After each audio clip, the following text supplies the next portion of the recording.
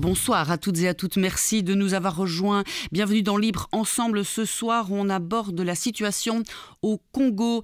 Et oui, 12 ans après, les revoilà de retour à Goma.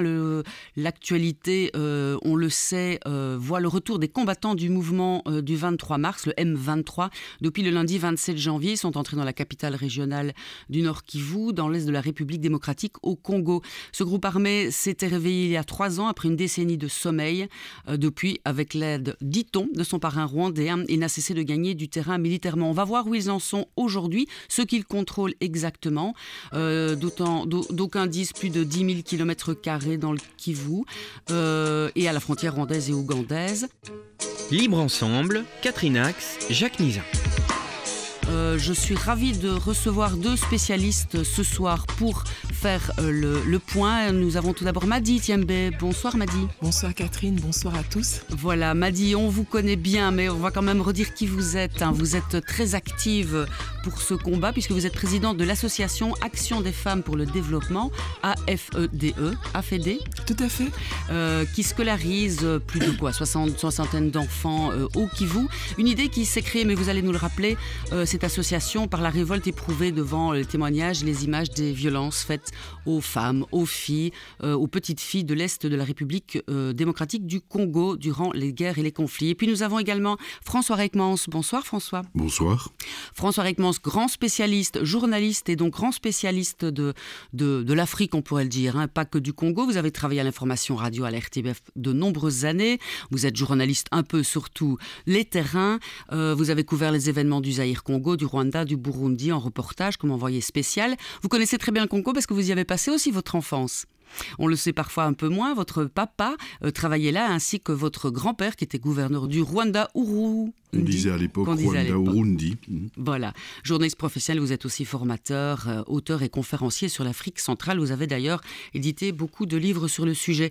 Je vais peut-être commencer avec François, tout d'abord pour redire pourquoi ce groupe M23 s'est réveillé à 3 ans et on l'a un peu, on entend parler d'eux épisodiquement, mais là, cette fois-ci, de manière plus intense. Alors, pour ceux qui ignoraient où ils en sont aujourd'hui, pourquoi est-ce qu'on en parle depuis le 27 janvier? Qu'est-ce qu'ils ont réussi à prendre, entre guillemets, de symbolique et de territorial? Le terrain occupé par le M23 et par l'armée rwandaise, parce que vous avez dit-on, et le rapport du groupe des experts de l'ONU est extrêmement clair, le M23, qui est un mouvement congolais, composé au départ de Tutsis congolais, mais soutenu puissamment, militairement et politiquement par l'armée rwandaise et par le pouvoir à Kigali. Le M23 contrôle maintenant un territoire, on pourrait presque le comparer, je pense, à 2/3 de la Belgique. Et s'est étendu de plus en plus vite dans le Nord Kivu, et maintenant est en train de commencer une offensive vers le sud, donc vers le sud Kivu. Ils ont pénétré au sud Kivu après avoir pris Goma. Pourquoi cette résurgence ? Certainement parce qu'au départ, il y avait des promesses politiques de négociation avec les groupes armés. Ces promesses ont été rompues par le président Tshisekedi et ça n'a jamais abouti. Et donc c'est une tactique bien connue, ça s'appelle fight and talk. Je combats et je discute. Tant que je peux obtenir les choses par la négociation, on avance sur le terrain de la négociation.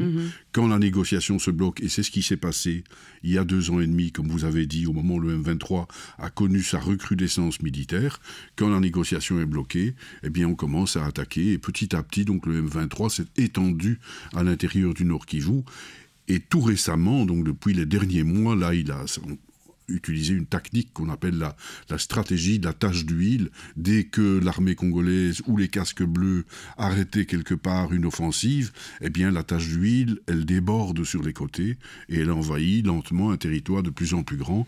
Et donc ils ont réussi à isoler Goma de toutes les voies de sortie, sauf la frontière rwandaise et le lac.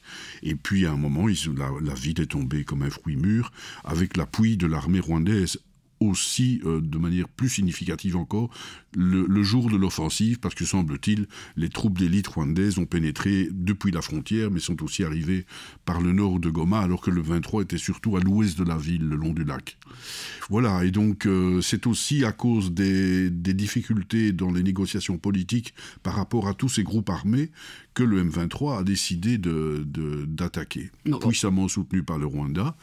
Et évidemment, ce que le M23 a réussi à faire très très vite pendant l'automne et le début de l'hiver maintenant, c'est prendre une zone de mines, de ressources minières importantes, dont le coltan, mais aussi l'or, on en parle moins, mais il y a aussi l'or.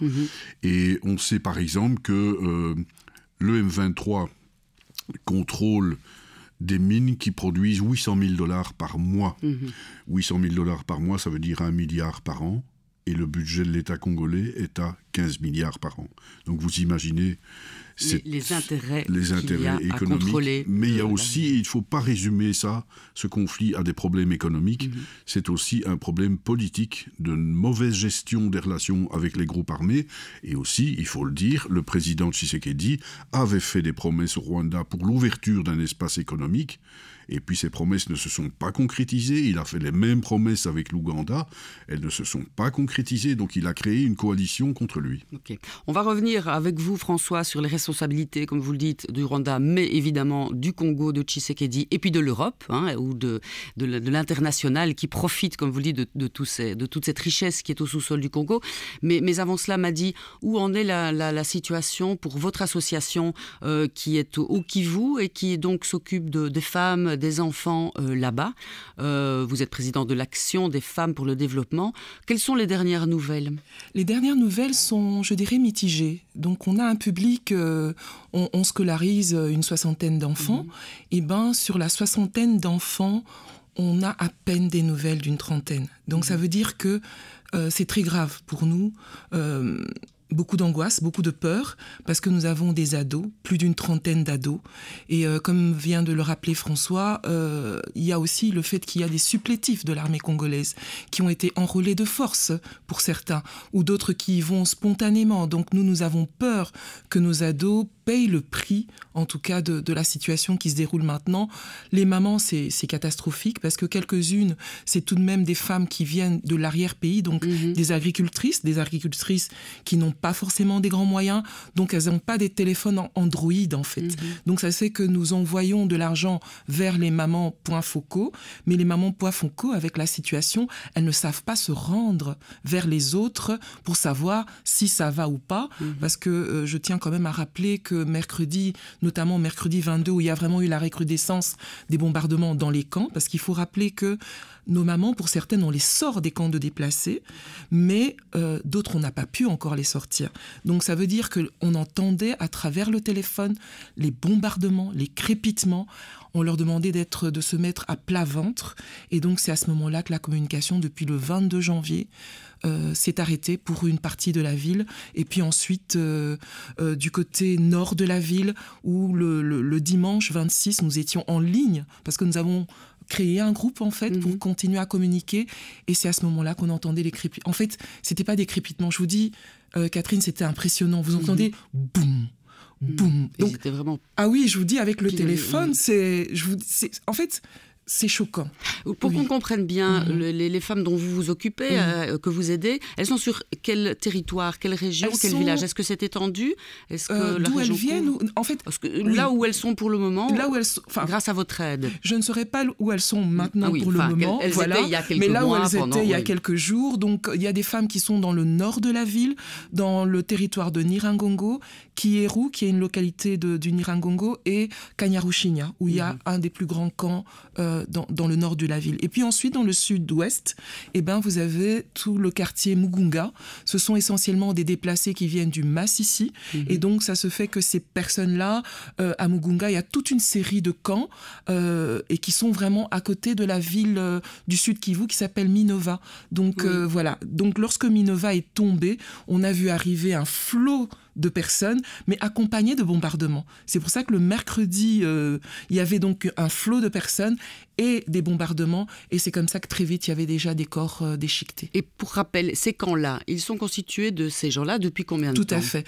Je dirais, Les femmes, comme vous savez, nous scolarisons les enfants qui sont anciennement déplacés, sortis des groupes armés, malheureusement j'en ai aussi, quelques-uns qui sont nés suite au viol. Je m'en occupe depuis 2014. C'est ça qui est triste à dire, parce qu'en 2014, il y avait encore des camps, et j'y suis allée. On a pu sélectionner ces enfants dont je parle maintenant et ces mamans. Eux, ils ont fui lors de la première entrée non, pas la première, une des entrées du M23 dans la ville de Goma en 2012, en novembre. Donc ça fait exactement 10 ans. Donc pendant 10 ans, le M23 est... Sommeillé. Donc vous avez pu agir, vous avez monté des écoles, donné des cours, tout semblait... Je pourrais être précis, c'est-à-dire on n'a pas monté des écoles, on soutient plutôt l'initiative locale parce qu'il y a des opérateurs qui ont créé des écoles dans les camps et donc ça c'est que nous, on met nos enfants dans des écoles qui existent déjà et c'est dans ces écoles-là malheureusement qu'il y a des bombes et les camps qui les entourent, voilà. François Reckmans, est-ce que j'ai entendu sur des réseaux de journalistes français très sérieux qu'il y avait beaucoup de fake news, la mésinformation circulait, c'était très compliqué de s'y retrouver. Vous deux, vous êtes très très bien informés. Pourquoi est-ce que ce conflit et en tout cas cette zone-là est si difficile à comprendre et aujourd'hui à suivre? Maddy et François. Moi, je pourrais dire, comme j'ai dit tout à l'heure, c'est la parole du vainqueur contre celle du vaincu. Les images qui circulent, il faut quand même qu'on rappelle aux gens que c'est une armée qui est professionnelle, formée, qui défend déjà sous le label Casque Bleu au Mozambique toute une série de populations civiles.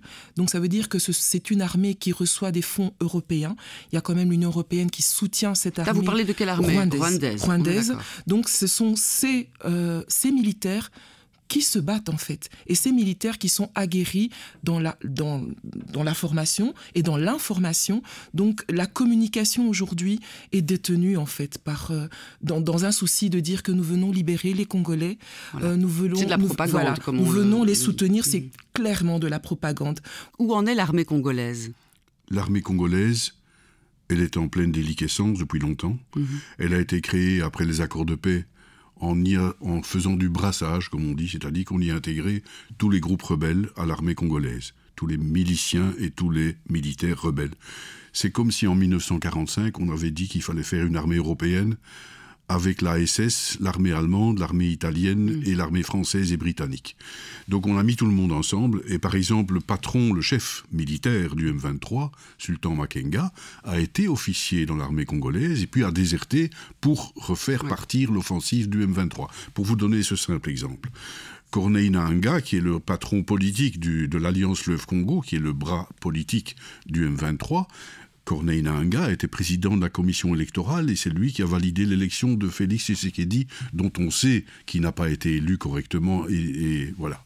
Donc vous voyez un petit peu comme on est. Et donc les menaces sur les journalistes, elles sont extrêmement importantes. Je reviens à cette question-là. Mais elles sont aussi du côté congolais, puisque maintenant le Conseil supérieur des journalistes et de la communication a dit que toute nouvelle qui pouvait apparaître comme défaitiste pour l'armée congolaise serait sanctionnée, y compris même de mort éventuellement. Ils ne veulent pas montrer qu'ils sont en train de... Alors, l'armée congolaise est en pleine déliquescence, des chaînes de commandement qui ne tiennent pas, un équipement militaire qui n'a pas suivi, des militaires démotivés qui gagnent $100 par mois. Quand ils les gagnent, souvent beaucoup n'ont même pas $100 par mois, alors qu'un député à Kinshasa gagne $30,000. Donc les soldats congolais, plusieurs confrères congolais et consoeurs congolaises le disent. Pourquoi est-ce que nous nous battrions ici? Pourquoi est-ce que nous mourrions ici sur ce champ de bataille alors que nos politiciens, etc. Et c'est une armée qui est minée aussi par la corruption. Et le problème aussi du président Tshisekedi, c'est qu'il a modifié les commandements militaires 3 fois depuis 6 mois. Comment voulez-vous que cette armée tienne devant... Donc elle est en pleine déliquescence. Et quand aujourd'hui le président Tshisekedi dit qu'il y aura une riposte vigoureuse, je cite les 2 mots qu'il a employés, je me demande bien comment il va pouvoir faire militaire, alors que l'aéroport de Goma, c'est celui qui accueillait les équipements lourds. L'aéroport de Bukavu, c'est une piste en terre. Je ne vois pas comment on va renforcer la défense de Bukavu, surtout que le Congo lui-même a demandé le départ des casques bleus du Sud Kivu. Ce qui veut dire qu'on va avoir si le M23 et l'armée rwandaise descendent vers Bukavu, ça risque de se faire, et ça risque d'aller très très vite. Et puis ensuite, la population, comme vous disiez tout à l'heure, ils en peuvent plus. J'ai le cas d'un papa il fallait fuir, il est resté chez lui, parce qu'il s'est dit, mais je suis arrivé ici, je vais encore aller où ? Et donc, ça c'est que cette population est fatiguée, et ce que nous observons depuis quelques jours, les gomatraciens ressortent encore. Ils ont remis leurs étals devant les maisons, vendre des petites choses, un peu de piment, un peu de maïs ou de haricots. Pour eux, ils essayent de reprendre, de se dire que ça fait des années, 10 ans, 20 ans, 30 ans qu'on connaît que ça, on va continuer, mais continuer vers où ? C'est là où maintenant la question se pose avec acuité. Vous disiez, François, qu'il y a quelques heures, vous avez eu des nouvelles et que le mouvement du M23 avait embarqué plusieurs personnes, populations, pour les remettre dans leur village qu'ils avaient quitté il y a des années de cela. Pourquoi ces actions-là ? Le journaliste du Monde témoigne d'avoir vu de très nombreux jeunes adultes ou adolescents âgés massés sur des camions, et l'officier lui a répondu en anglais « Nous les envoyons dans le Rutshuru ». Et il est très probable que ces jeunes-là, je ne parle pas donc des réfugiés des camps, Zamadi en a parlé, mais ces jeunes-là, il est très probable qu'on va les emmener dans des camps militaires et trier. Ah, c'est ça, oui. Trier, soit en exigeant la soumission et en recrutant, si on sait qu'ils n'ont pas été combattants contre les troupes du M23, mais il est très possible aussi, et je redoute cela, même si ce n'est pas encore avéré, qu'on ait des exécutions sommaires de jeunes qu'on considérera comme des Wazalendo, c'est-à-dire ces fameux miliciens patriotes qui appuyaient l'armée congolaise, et que l'armée congolaise a recruté, ou plutôt a incorporé, si vous voulez, comme force alliée à l'intérieur des forces anti-M23. Pour affaiblir, évidemment, toute riposte. Et les violations de droits de l'homme qui se commettent à l'intérieur des territoires occupés par le M23, là je rejoins Madi, pour moi le but c'est la soumission des populations. Je ne pense pas, contrairement à ce que disent certains Congolais, que le Rwanda veut occuper ou annexer le Kivu, mais il veut le contrôler, parce que c'est un espace économique indispensable pour lui. Parce que, reprenons aussi, donc le Kivu au Congo est dans cette région-là le sous-sol le plus riche. Les pays voisins n'ont absolument pas ce sous-sol-là. Ils veulent leur part de ce sous-sol riche, j'imagine. Il faut bien considérer que l'Ouganda, le Rwanda et le Burundi sont des pays enclavés d'abord, qui n'ont pas de débouchés maritimes, et ce sont des pays à économie essentiellement agro-pastorale au départ. Et ce sont des pays à très forte densité. Or, le président Tshisekedi a accepté à un certain moment, en discutant avec le président rwandais et avec le président ougandais, a accepté une forme de présence, même économique. Mais je pense que tout ça pourrait se faire si c'est gagnant-gagnant. Et ça pourrait se faire si, effectivement, on respecte l'intégrité territoriale du Congo. Mais à partir du moment où toutes les négociations ont été rompues, à ce moment-là, on part dans des injures. Il y a eu échange d'injures entre les deux présidents. Et puis on part dans le conflit. Comme je vous disais, fight and talk. Et donc, on négocie ou on combat. Mais effectivement, je pense que si on pouvait... C'est une des perspectives, mais ce n'est pas la seule. Si on pouvait négocier un espace économique, une ouverture économique et aussi une ouverture politique à l'intérieur du Congo, notamment vis-à-vis de ces groupes armés, parce que ces groupes armés, là, ils sont à cause de l'État failli. C'est un État criminel, l'État congolais. C'est un État qui s'en prend à ses propres populations et il est marqué par la captation du pouvoir. La captation du pouvoir parce qu'elle permet d'avoir de l'argent. Mais les groupes armés de l'Est du pays, ils font exactement la même chose. Et ils ont des revendications politiques qu'il faut aussi entendre. Mais là aussi, c'est le périmètre de négociation qui compte. À partir du moment où on dirait, on protège les minorités, l'État protège les minorités, mais ce n'est pas le cas aujourd'hui. L'État peut vous donner un espace politique. Ça a été un moment, la perspective pour le M23, de rentrer en politique. Ils avaient signé des accords. Et puis à partir du moment où on part dans une guerre, une confrontation, je pense qu'on risque une confrontation très grave, parce que on n'est pas seulement dans une guerre entre Congolais. On est dans une guerre entre Congolais, mais il y a déjà des armées étrangères, plusieurs armées étrangères sur le sol congolais.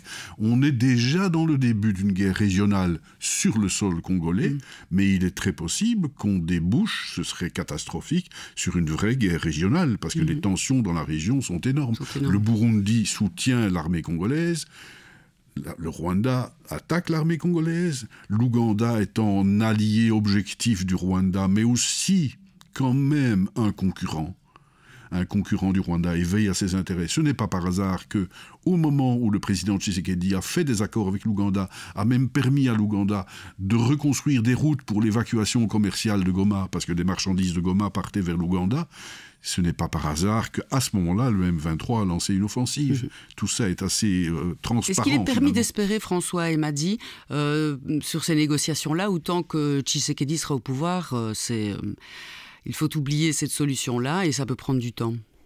Moi, ma crainte, en fait, c'est que ça va faire, depuis cette offensive et la prise de Goma, comparé à ce qui avait été en 2012, c'est que cette fois-ci, on est 10 jours après et il y a pas de fumée blanche.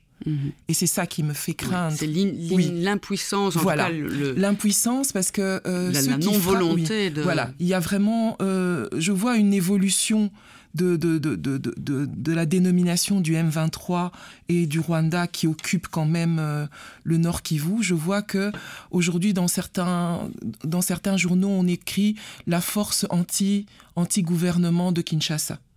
Alors qu'au départ, si vous regardez, c'était pas du tout ce qui était dit il y a 2 semaines encore, il y a 3 semaines encore. Donc ça veut dire que moi je crains pour les populations, parce que la guerre, je ne cesse de le dire, la guerre a le visage d'une femme avec un enfant sur le dos et elle court. On a fait état de beaucoup d'exécutions sommaires. Certains, donc dans les rues, il y a encore des corps qui s'entassaient. Le CICR en a ramassé quelques-uns, notamment dans le centre-ville, mais dans les quartiers périphériques, il y a encore des choses horribles qui sont là. Et puis ensuite, les femmes ont été violées. Certaines ont été prises à partie. Et donc, ça veut dire que pour nous, les femmes, et pour les enfants, pour nos ados, la situation n'est pas terrible. Donc, ça veut dire que j'ai peur que ça dure, que les différents acteurs ne se trouvent pas autour de la table, parce qu'en tout cas, jusqu'ici, les Nations Unies peinent à pouvoir... Alors, on va terminer avec cette responsabilité des Nations Unies. François, vous vouliez dire... Mais je pense que le président Tshisekedi est dans une impasse sur 3 plans. Il est dans une impasse sur le plan militaire et sécuritaire. Je suis à peu près convaincu, tous les observateurs sont convaincus que l'armée congolaise ne pourra pas reprendre pied si facilement et si vite. Il faudrait une restructuration profonde de l'armée. Ça ne se fait pas en 8 jours. Il est dans une impasse diplomatique parce qu'il a réussi à se mettre à dos pratiquement même ses alliés qui en ont eu assez de certaines promesses et de certaines erreurs. Et là, je pense qu'il faut clairement dire qu'il y a eu des décisions malheureuses et prises par incompétence ou par immobilisme, simplement.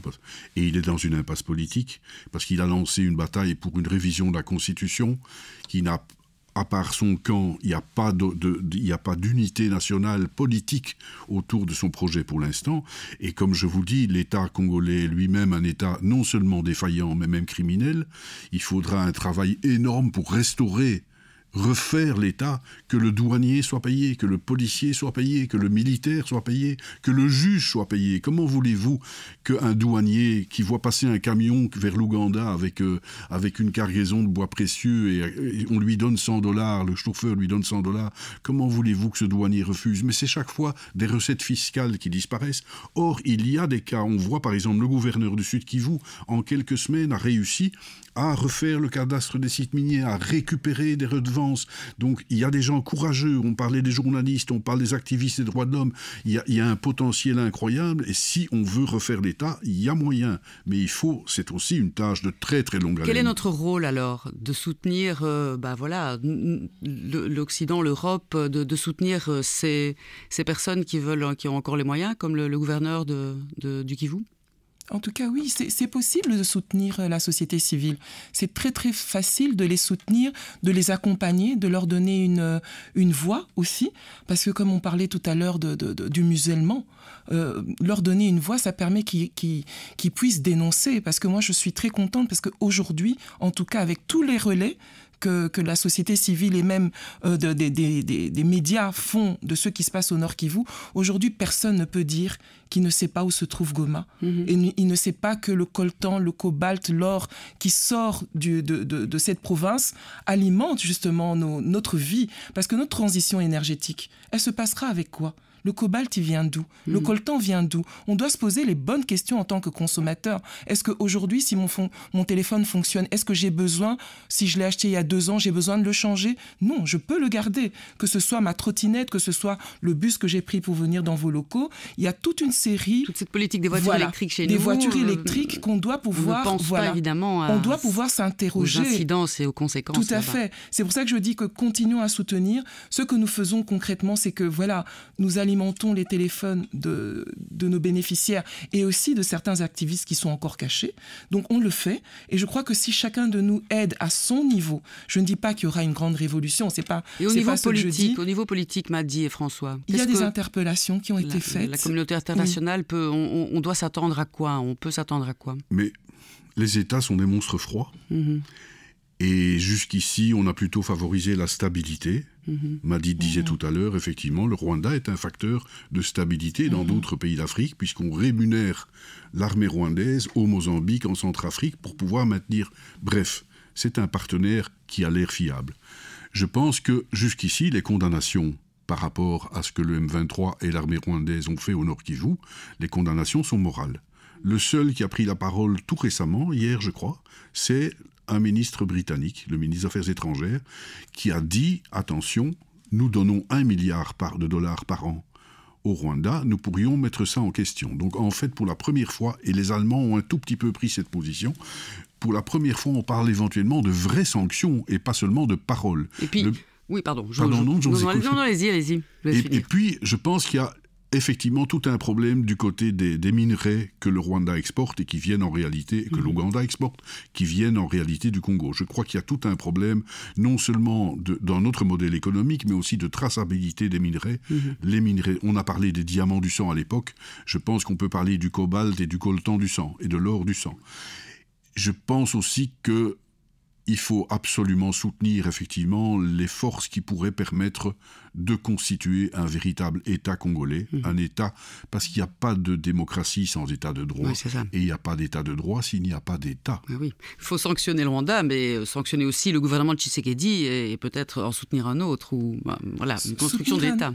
Soutenir un autre ne serait peut-être pas le propos, je pourrais dire, parce que ce serait plutôt de dire que sans justice, il n'est pas possible qu'on puisse se développer. Il n'y a pas de développement possible sans la justice. Et cette justice-là, elle doit pouvoir être rétributive. Donc aujourd'hui, nous avons un problème. Nous avons un problème certain, nous avons un problème sérieux. Et donc, il y a des gens qui meurent, il y a des gens qui vivent dans l'angoisse et la peur. Ça veut dire qu'on doit pouvoir, au départ, d'abord les soutenir les activistes et toute cette population qui est là. Comme l'a rappelé François, l'armée ne va pas être restructurée en 5 ans, malheureusement. Il faut aller à l'urgence. Voilà, il faut vraiment aller à l'urgence. Et l'urgence, c'est déjà ce que les gens oublient. Nous avons une épidémie d'Mpox, en fait, au Nord Kivu, en plus. Donc, il y a tout un défi sanitaire qui est déjà là, avec le choléra et la rougeole qu'il y avait dans les camps. Et aujourd'hui, il n'y a pas d'eau. Figurez-vous qu'on a coupé l'eau depuis le 24 janvier. Donc, il n'y a pas d'eau. Donc, même les CICR, MSF, etc., ils acheminent des corps et ils essayent d'aider et ils ne savent même pas faire d'amputation. Je ne sais pas si vous vous rendez compte, il y a eu des bombardements et on entend les responsables de MSF et même de CICR dire que même les amputations, ils ne savent pas pouvoir le faire. Leurs réserves stratégiques ont été pillées. Et puis ensuite, même opérer les gens. Il n'y a pas d'anesthésie. Je ne sais pas si... Donc, ça se fait que la structure, en tout cas, nous espérons. Donc, la première chose, un cessez-le-feu, bien sûr, que ces forces se retirent. Bon, c'est utopique, mais disons-le quand même. Et puis, surtout, qu'il y ait un pont aérien, un pont humanitaire pour permettre à vous, moi, l'Europe aussi, parce que c'est de leur responsabilité, de pouvoir acheminer de l'aide. On va vous aider. Alors, on en arrive à la fin de cette émission. On a déjà un petit peu dépassé. Oui, merci beaucoup. Justement, comment vous aider, Madi? Un numéro de compte? Oui, tout à fait. Que nous mettrons sur notre site internet aussi. Oui, comme ça, toute personne qui va pouvoir... vous savez, il y a des gens qui me disent « Ah oui, j'ai pas d'argent. » Non. Si vous avez 5 €, 10 €... numéro de compte qu'on va relayer. Et alors, sur le site internet de la Le site internet, et je vous communique tous les détails, comme ça pourra figurer. Oh mon Dieu, même moi je... F-E-D-E. Oui, voilà, A-F-E-D-E. Et ils le tapent juste, que ce soit Facebook, Instagram, ils l'ont directement. Et Centre d'Action Laïque. Et le numéro de téléphone est accessible. Ils peuvent à tout moment pouvoir nous joindre. Merci beaucoup. Merci déjà. Merci beaucoup. Merci François Reitmans. Merci d'avoir été là pour nous éclairer. Merci à vous d'avoir choisi de nous écouter ce soir. Rendez-vous la semaine prochaine pour un autre rendez-vous de la laïcité. Merci.